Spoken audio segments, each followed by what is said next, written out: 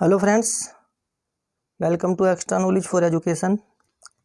Friends, इस video में हम डिस्कस करने वाले हैं 11th क्लास की इंग्लिश हॉर्नबिल का ये 5th लेसन है, the ailing planet the green movement's role, written by Nani Palkhivala.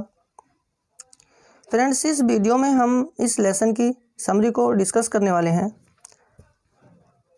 आपसे रिक्वेस्ट है, प्लीज़ वीडियो को लास्ट तक देखिए और यदि वीडियो आपको थोड़ी सी भी हेल्पफुल लगे प्लीज़ इसे लाइक कीजिए, शेयर कीजिए तथा हमारे channel extra knowledge for education को सब्सक्राइब करके बेल आइकन को प्रेस कर दीजिए ताकि अधिक से अधिक भाई बहनों को इससे लाभ मिल सके। शुरू करते हैं। The ailing planet the green movement's role summary in Hindi. जैसा इसके नाम से पता चलता है कि एलिंग कहते हैं बीमार को, प्लेनेट कहते हैं ग्रह को। ये बीमार ग्रह कहा गया है हमारी पृथ्वी को, क्योंकि विभिन्न तरीकों से पृथ्वी को प्रदूषित किया जा रहा है, उसका शोषण हो रहा है और उसको बचाने के लिए जो ग्रीन मूवमेंट्स अर्थात हरित आंदोलन चले उसको एक्सप्लेन किया है राइटर ने इस लेसन में। उसी को हम इस वीडियो में डिस्कस करने वाले हैं। हरित आंदोलन लगभग 25 वर्ष पहले आरंभ हुआ। संसार का राष्ट्रव्यापी हरित दल सन 1972 में सबसे पहले न्यूजीलैंड में स्थापित किया गया और उसके बाद इस आंदोलन ने कभी पीछे मुड़कर नहीं देखा।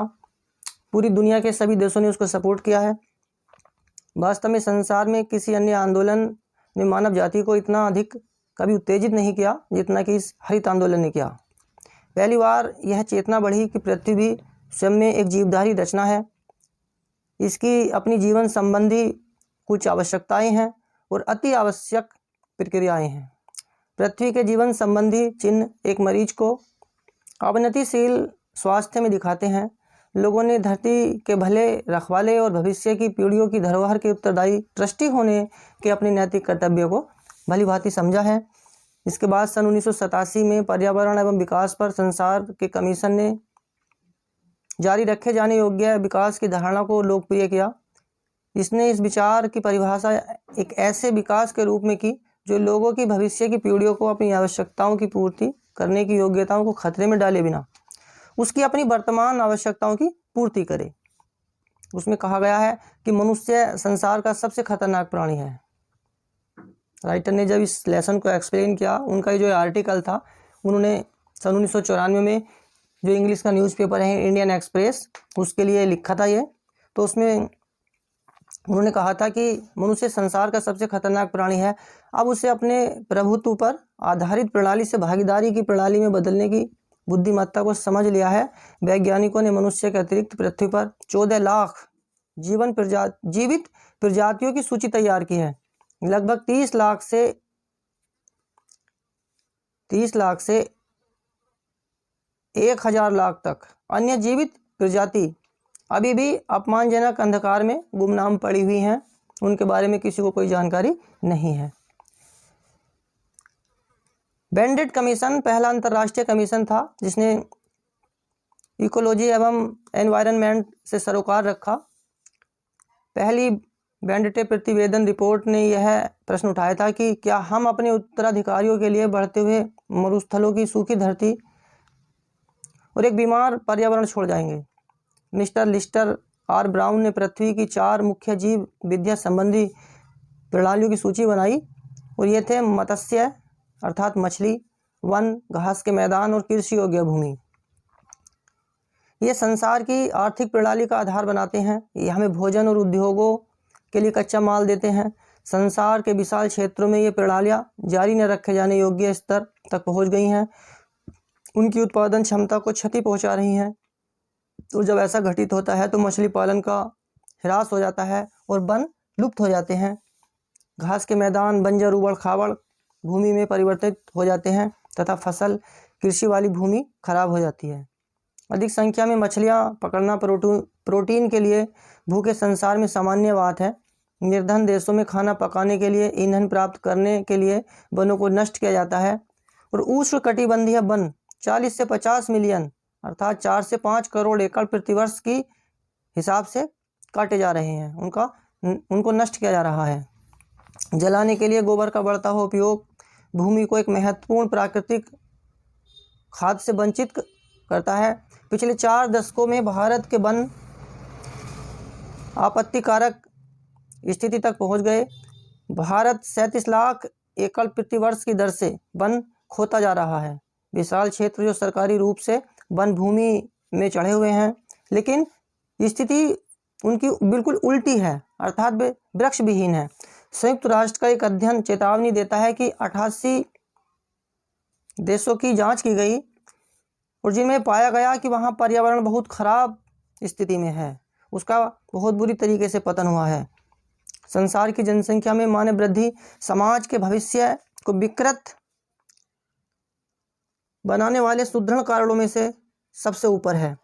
मानवता को पहला अरब हासिल करने में या वहां तक पहुंचने के लिए लगभग 10 लाख वर्ष लगे। संसार की सन 1800 में जनसंख्या थी, फिर 1900 में 1 बिलियन अर्थात 10 अरब और जुड़ गई।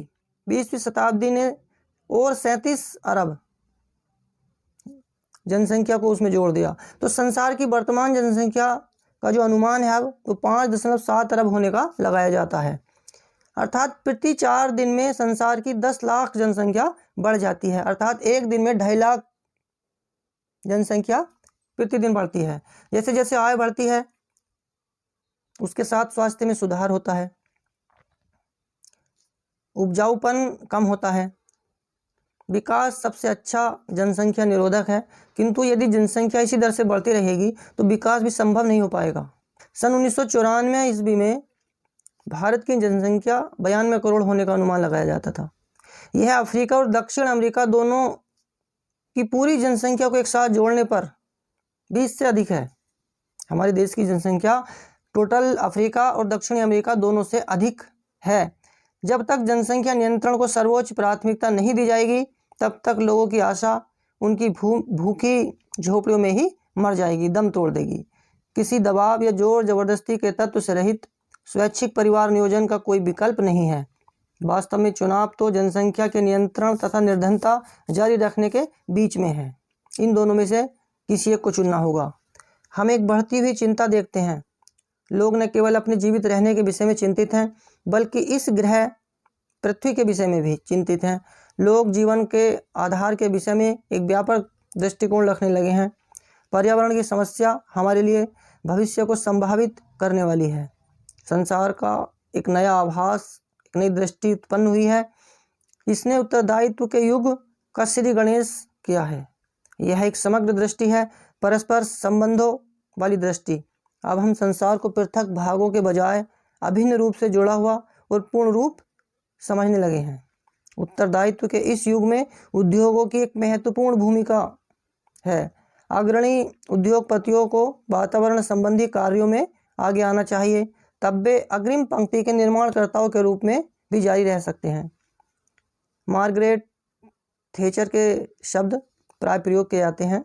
उन्होंने कहा था कि किसी भी पीढ़ी का इस पृथ्वी पर असीमित समय के लिए अधिकार नहीं है।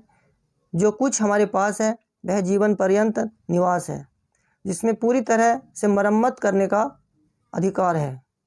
द ग्लोबल इकोनॉमिक प्रोस्पेक्ट नामक पुस्तक के लेखक मिस्टर लेस्टर ब्राउन ने कहा था, हमने अब यह भूमि अपने पूर्वजों से पैतृक रूप से प्राप्त नहीं की, बल्कि हम ये सोचकर कार्य करें कि हमने इसे अपने बच्चों से उधार लिया है। यदि ऐसी हमारी मानसिकता रहती है तब हम अपनी इस पृथ्वी को हरा भरा रख सकते हैं और एक लंबे समय तक इसका उपभोग और उपयोग कर सकते हैं। ये इस लेसन की समरी थी। फ्रेंड्स, आपको ये समरी कैसी लगी कमेंट सेक्शन में अपनी प्रतिक्रिया दें। और जो फ्रेंड चैनल पर पहली बार आए हैं, हमारे channel extra knowledge for education को सब्सक्राइब करके बेल आइकन को प्रेस कर दें, ताकि हमारी आने वाली सभी वीडियो का नोटिफिकेशन उन तक पहुंच सके। Thanks for watching this video. Thank you very much all of you. जय हिंद, जय भारत, वंदे मातरम।